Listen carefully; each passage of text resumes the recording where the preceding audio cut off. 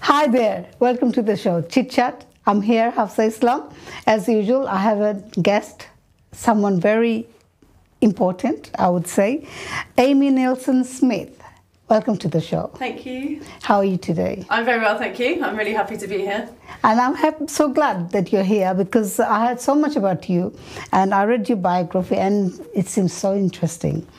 But before we go on in depth on the conversation, let me find out about yourself. If you can tell me something about yourself. Yeah, sure.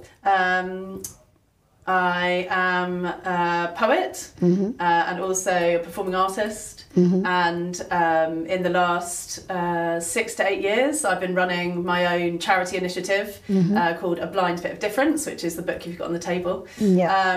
And I use poetry and the power of metaphor in poetry and art, particularly with young disabled people, to open the gates of communication.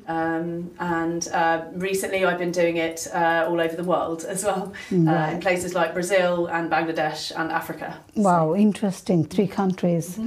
So how did you get inspired to become a poet? How did I inspire to become a poet? I was always at school. I quite liked being at school, but I do have a tendency to daydream. And I think most of the poets they daydream. We live in a dream world most of the time. It's true. You'd find my books, particularly like subjects I didn't really like maths. At the back, I'd have scribblings of things I was writing. I was always performing from a very young age, and I had my first professional dancing show at 6 years old. Oh, wow. When I was a tap dancing rat in Dick Whittington in a theatre, and then always performed. So I was always in and around poetry. Loved Shakespeare. And one particular thing, when I started writing seriously, my mum got cancer when I was 15. She's still alive. She had it again and she survived twice. But I think when I was 15 it was quite a shock and I wrote a lot about it. And later on I wrote more about it, but that sort of was my first kind of real trauma. Do you remember your first poem? I don't remember my first, I remember sort of the collection of things I was writing. And one of my first poems was published in a book called Soul Feathers. By Macmillan Cancer and Indigo Dreams Publishing, and it was one of the only things I ever sent out, and I was amazed that I got selected. I actually emailed and checked if they got it wrong, because Maya Angelou was in it. They had permission from Maya Angelou, Benjamin Zephaniah, Carol Ann Duffy, and they had really big people and then little minions like me in it as well.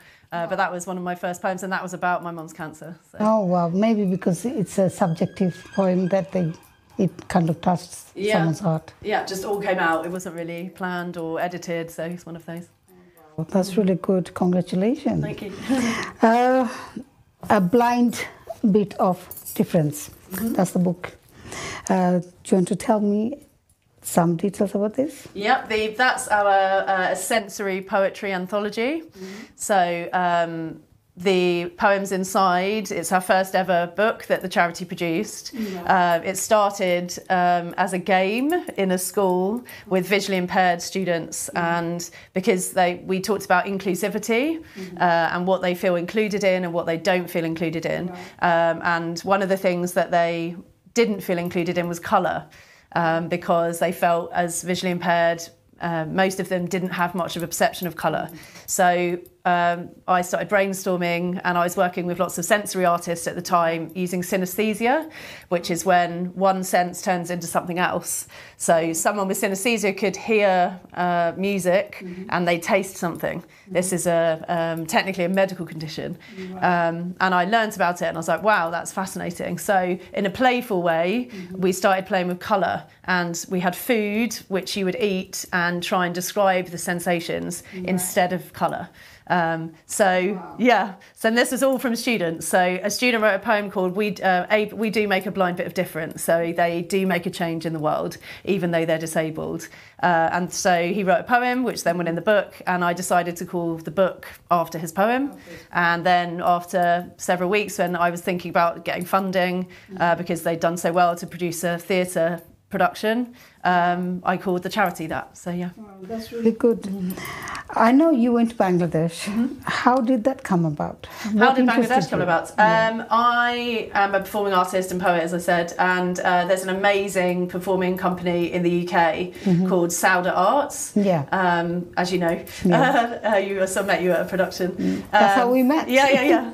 And Kaiser, Ahmed Kaiser, who you know as well, is the director. Yeah. They've performed at iconic venues like the Royal Albert Hall, and they're going there again for a production of Sylvia Plath, which I'm in, and also at the Rich Mix. Anyway, so I perform for them a lot. So they're my British Bengali community, and I got invited on a tour, a poetry tour of Bangladesh, by Reza, who's the president of Sauda Arts. Okay. And there's a festival called the Sona Bangla Festival. Okay. And that's in Bangladesh? Yes, it is, yeah. It's near Dhaka. And so we started there, and we did a little tour of the libraries and places, and then also did a bit of travelling in Sylhet and places like that. So that's how that came about, really. Wow. And now that you're working with the Bangladeshi orphanage. That's right. I'm working with Lido. I call them my Bangla babies. Okay. So that's me in an orphanage in Dhaka. So the charity Lido, they rescue street children, which they also get called the railway children because they travel a lot on the railways.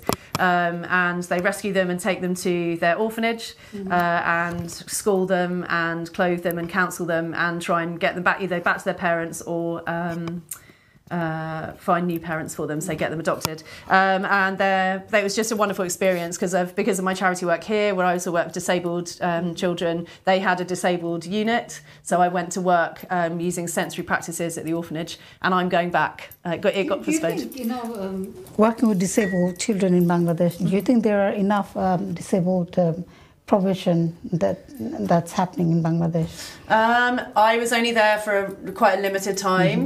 When I'm planning on going back to do a much longer project, a film project documenting a child's journey.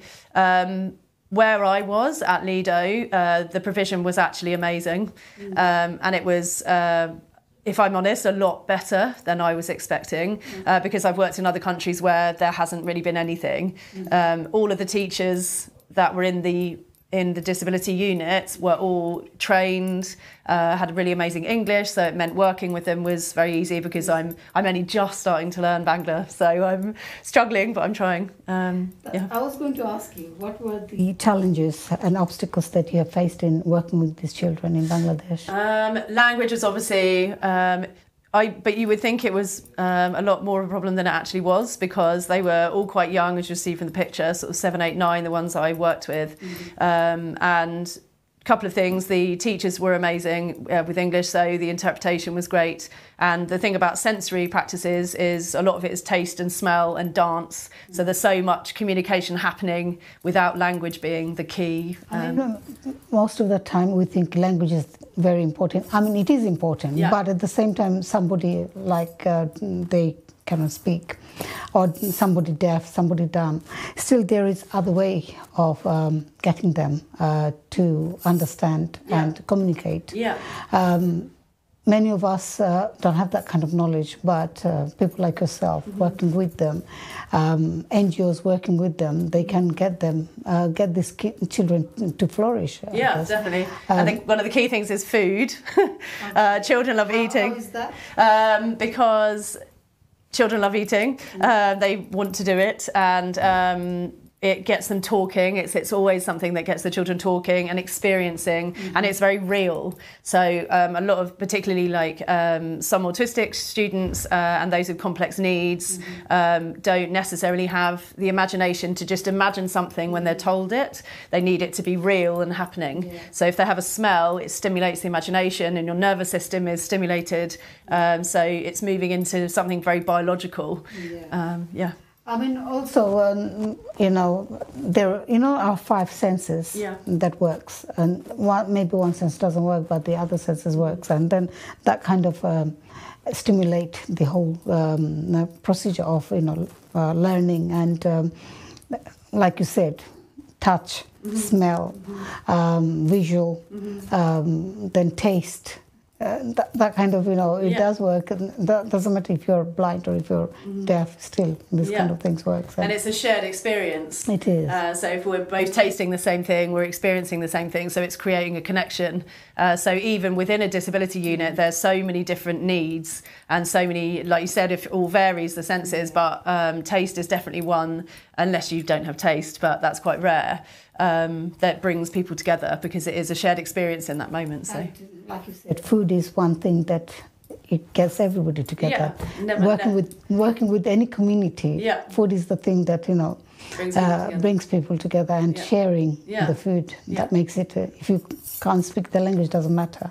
But still, food or something. Similar interest brings them together. It's like we were discussing the other day that smoking, if somebody smokes and say, I don't smoke, so I can't be in the smokers group. Right? But if I was smoking, then I could be with the smokers group. Then I can share my ideas, my thoughts with them, because maybe in the office we are working together, but we're very busy, can't talk. But that's the only time I know you get together, and then you discuss other things. And so it's good to, having similar kind of interest, which I don't smoke, I don't drink, so I don't know. I can't have that kind of, moments talking to people. But someone I know, she was saying she needed to speak to somebody, so she went out and she started pretending smoking with the person, so she can be part of the community. Yeah, part of the community of that, and get some support to get to know that person. So that's how it is. Some people, they do take extra challenge. I think it's also very personal, eating. It is. It's a very personal thing to do with somebody. It's kind of like sharing something just so human. If we need it to live, we need it to survive. It's kind of even that basic kind of sharing, as well as fine dining and whatever else. Anyway, the countries, you said you were working with Brazil and Africa and Bangladesh. Which country do you find it very challenging? Most challenging one? Most challenging... Probably Africa, actually. We went to... What aspect? We didn't really get to travel on the project. We had a very short period of time.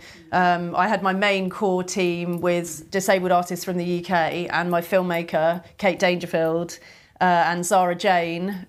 She was our lead disabled artist on the project called Sensory Microphone. So we went over, and Gustavo Diol was our producer. Sorry, not producer, he was our assistant director. He's actually Brazilian. So that we went over and had a very short time. So we went to the village. We had a choice to stay nearer in the city and then commute each day. But Kate's very much guerrilla filmer. She wants to get in on the action, so we're there and we're living the experience and really connect with their local way of living. So I also agreed. I thought that was a good idea, and it was, but it meant we didn't get much time to explore. So it was it was just a very small village, and they weren't really used to white people. So that was quite a culture shock. And there wasn't really any way that we sort of went and still saw other stuff. So that was just it, really. It was lack of time, just big cultural differences. So I suppose, Africa was probably most challenging. Which country you had the most cultural shock? Culture shock? Probably Africa, but it's just because we went straight into village living. So you had to, like, within a day, because I like to do it properly if I travel, I want to do what the locals do. So we went straight into eating with our hands. I hadn't been to Bangladesh yet. So when I went to Bangladesh, I was like, I'll eat with my hands, it's fine. So, and I even love doing it now when I'm back in the UK.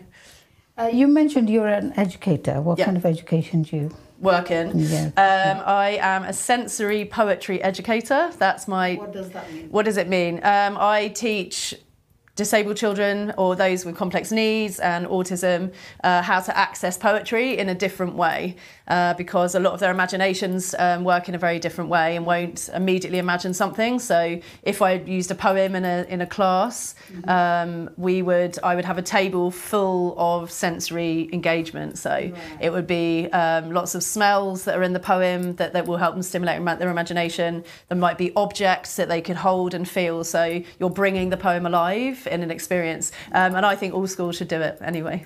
Wow. That sounds very interesting. I'd like to be there. Yeah. Oh, I do adult ones as well. I'm going to be running some big sensory events in London soon, and it's open to everyone. It's also bridging the gap between disabled and non-disabled people.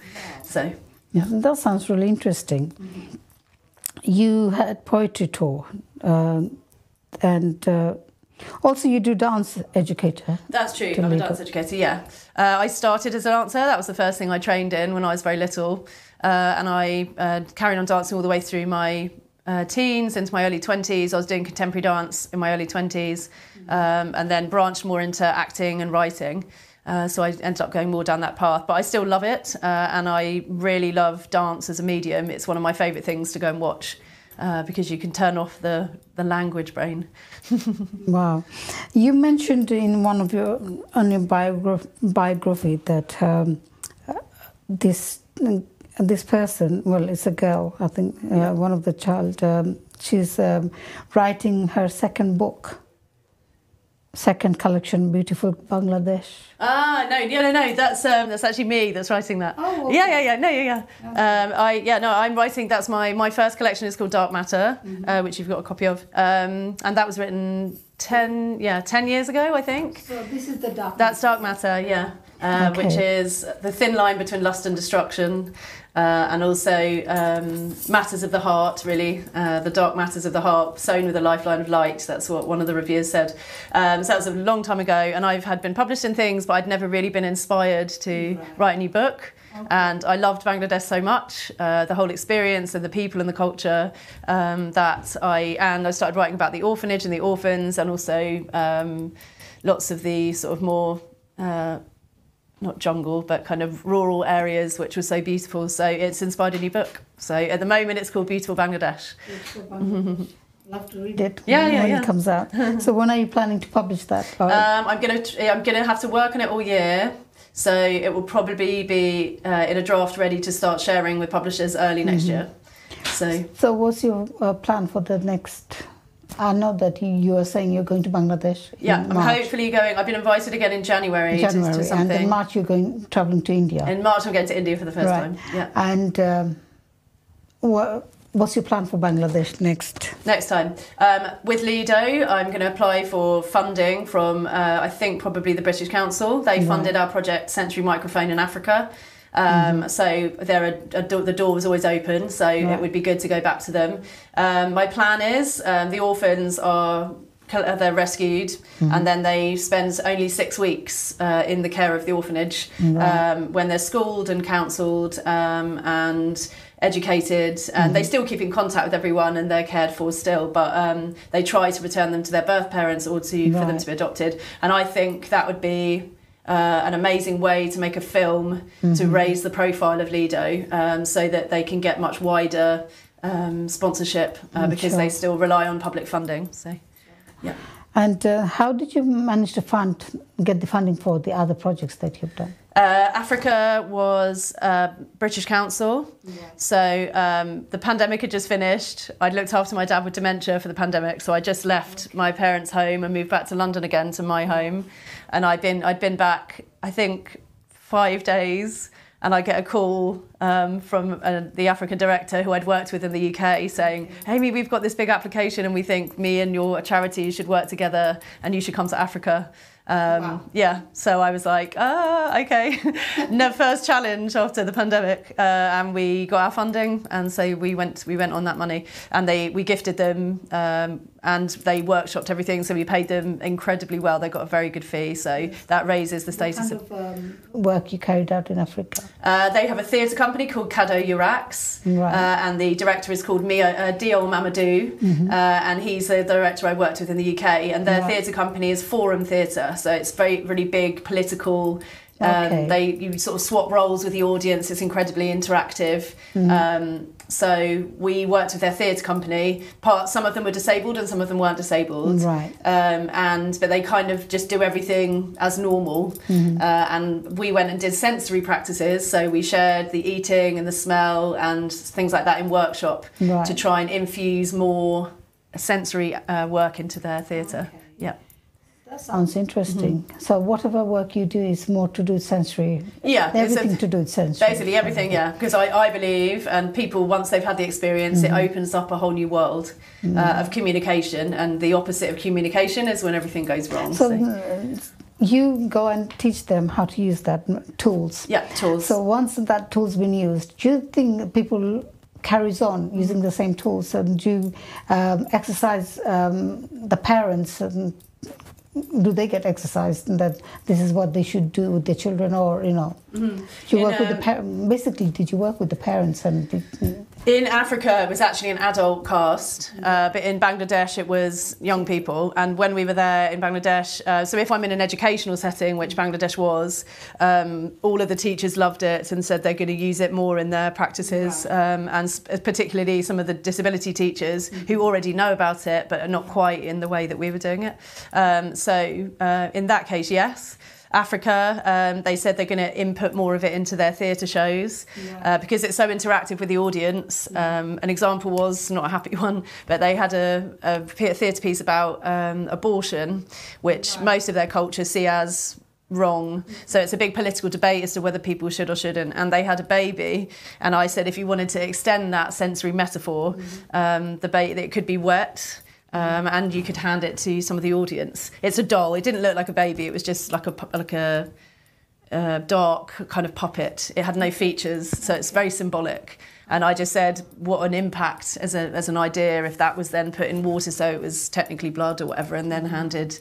What a deeper impact that would have on somebody. So it's picking core moments in your production where that sensory input would heighten what you're experiencing. As you were saying about the abortion and all that, in India, maybe when you go to India, there are a lot of abortions taking place because as soon as they find out it's going to be a girl baby, certain area of India still they believe in, having girl babies, not what they want boys. Yeah. And how the chromosomes works, they don't have the knowledge of it, so it's another issue there. Maybe you should work on something like based that. on like that. I have heard about that. I've been told a lot about that. So I'm deeply feminist. I'm a big feminist in this country. A lot of my work is very feminist. Some of my poems are. And when Kaiser, who I work for Sauder Arts, he knows I'm a feminist, so he always gives me a platform to, Sylvia Plath was essentially a feminist, so I'm going to be reading as her in some of the production at Rich Mix soon. So I've got platforms, so it's good to use. Yeah, in Bangladesh, similarly, I think still people believe in, girls' baby are expensive, boys are, but not as much as India. Yeah. And I think people have come away from that in Bangladesh, but still there is a issue based on girl being born within the family. Yeah. Some families, if they have more than 2-3 girls, then that's it. They have issues. So, as soon as they find out then there's going to be another girl, then there is a problem. Yeah. So it's quite sad. Yeah. But babies are babies. They shouldn't do any of that kind of sort. No. What is your most favourite work that you have carried out in which country? What's my most favourite work that I've carried out in which country? I'll sort of give 2 short ones. Personally, for me as an artist performing, I've loved so many of my projects, but I love directing and I love film producing and I love doing all of that side, which has been a development only in the last 8 years of my career. But I still love performing. That's how I was born into it. So in Prague, I worked in Prague with a director called Teresa Stelikova. She's a sensory artist and a sensory filmmaker. We were selected from a team of 80 from around the world. So 80 designers or sensory artists met in Prague, and it was for the Prague Quadrennial Festival, which is every 4 years. And we had got given a stadium, and our team of 80 of us, and it was a totally empty, massive stadium, and we had to build by hand an entire set for the audience to come and have an performance experience. So lots of it was VR, so virtual reality, so that wasn't my area. And then we had a sensory area, so very real, very tactile, very smell orientated, very human, into like versus VR. And building that was incredible. And then I was one of only 2 performers out of the whole team, so we got to bring the space to life. And I was non-verbal, so I could make noises and bring people into the space. So to have built a set, performed in a set, taken down a set, and I was a poet, so I wrote poetry. The objects had voices. We didn't quite get as far as implementing them into the landscape, but that was the next thing. So that's probably the most immersive experience I've ever had. That was one of my best jobs. On my last day, I stayed by myself, and the cast had gone. And I thought, if I die now, I'm happy, because I've had one of the best art jobs I've ever done. And with a blind bit of difference. I couldn't possibly say. Possibly the first ever showcase with those students, because it was our birth. And it's very hard working in schools. And some of the students are still, the front cover is done by an artist, Rakaya. Rakaya Art is her Instagram. That was when she was 14, and she's got very little sight. And now she's been to college and is graduating soon. And she's a sensory artist and mainly sculptor. We're still in contact, and she's performing with us at the festival, which we'll meet on the 9th and 10th. That's interesting. Yeah. It would be nice to meet. Yeah, because you kind of follow their success story. So I think probably The Birth was probably my favourite. Yeah. Do you want to read something from any of the books? One of your writing, maybe from there, from Dark the Sun. Matter. Okay, yeah, sure. Okay. One of your poems.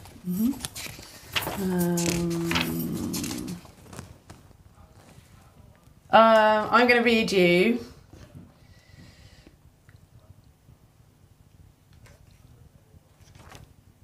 I'm going to read you The Tempest. Okay. For 2 reasons. Kaiser, who's the director of Sauder, this is one of his favourites. Okay. And I'm going to be performing this on the 29th of this month at a Sauder Art celebration. So this is for Kaiser as well. Okay. He's my British Bangladeshi friend, and I champion his work. This is in protest. So, you'd like me to read it to you? Yes. Yeah. There's a tempest in me. There's a tempest in me. You rocked the boat, and now splinters of shattered deck and torn sails are left vomited over the rocks and barnacles lining my insides. Aborted oyster pearls roll around the contours of my stomach. Acidic marbles. There's a tempest in me. Prospero lies dead, just under my heart, sharing spilling blood with my atrium. His staff cracked to pieces. A withered corpse now, not a wizard. A broken back now, cracked like an egg on a rock. Magic leaked from his torn body, skin weeping, bleeding his wizardry into the sea. There's a tempest in me. Miranda wades in grief, screams at the waves for taking her father, screams as Caliban now creeps into her bed on lonely nights, creeps into her head, dances in her dreams covered in his own cum. She doesn't know yet, but she carries his son. There's a tempest in me. Dance, Ariel, dance, like the little devil you are, free now he's dead. Fly, Ariel, fly, like the little bat that you are, free now he's dead. Dance on his grave, you little gremlin, you never loved him anyway. Be you boy or girl or being or beast, you're free now. Trapped spirits only taunt souls. Collect like rocks. There's a tempest in me. Trinculo's forgotten how to jest, lost his trinket. Stefano's ran out of beer, his goblet gaunt. Froth dried like flaking skin to his scarlet cheeks. They're not funny anymore, they've forgotten how to laugh. They're not funny anymore, they've forgotten how to laugh. They are not funny anymore, they've forgotten how to laugh. The tremulous tightrope of subplot they balance along snapped. Got lost along the way and were eaten by bears in a cave as they slept next to the carcass and crown of our dear friend Leah. There's a tempest in me. I'm sick and I throw up seawater. There's a clear reflection in the puddle I see. There's a tempest in me. I see your face in this frothy mirror. There's a tempest in me. Calm mornings turn into tricky afternoons thinking of you. There's a tempest in me. Can you see? And you are the dark eye of that storm. Wow, that's amazing. What made you write that poem? I love storms and tempests and water. I'm a water sign, I'm Scorpion. I'm a Scorpion. Are you? No, Scorpion women, we have a lot of power. Yeah, we rock. Yeah. So I love storms, and I literally get butterflies if it's stormy. I go and run in the rain. Wow. Yeah. That's why I loved Bangladesh. It's so, even when it was wet and raining, I loved it. And in Africa we had a monsoon, and I was like, I love it. Everyone thought I was crazy. And I loved The Tempest, obviously, because of that reason. And that's a complete mashup of the story. I love ruining stories and rewriting them. So yeah, but it kind of touched my heart because there is a part where it says about whether they're blind or whether they're, doesn't matter. They should. Yeah. There's something to. Exactly. So it's really nice. Wow. Thank you. So anyway, I think we have nearly your time to finish. So before we leave, if you want to say to the audience, any messages for the audiences? Any messages? Yep, if you want to follow what I'm doing, if you're interested in my performing arts, in my career, in my poetry, I mainly use Facebook. So I'm Amy Neilson Smith on Facebook. On Instagram, we have a Blind Bit of Difference, so we have an Instagram on there. We only really use it when we're running projects, but we're trying to run it more regularly now. And yes, when I'm running big fundraisers, which I'm going to be in the winter, we're going to be running fundraisers for Lido in the UK, and they're going to be big cultural Bangladeshi events as well, with lots of poets. And this is my scarf from the DIG, the Deputy Inspector Governor of Bangladesh, who's supporting me as well when I next go over to do the project. So, Excellent. Thank you very much for coming to the show. Thank you very much for having me. Really enlightened with your words and with your work. And hopefully you should come, maybe episode of different episode of different topics. Yeah, definitely. Discuss, like, in future. Mm-hmm. Anyway, that was for today, and I will be back with new guest on ChitChat show. Please stay tuned with us in LB24. Bye-bye.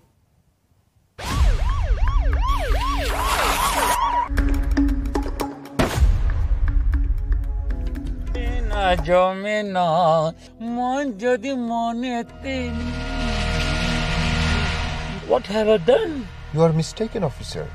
I don't have a single illegal person here.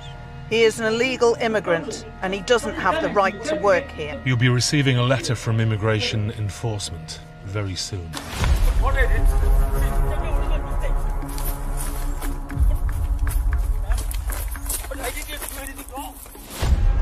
If you had spent just £10 on the right to work check, you'd not have £60,000 fines. Spend £10. £60,000. Yeah!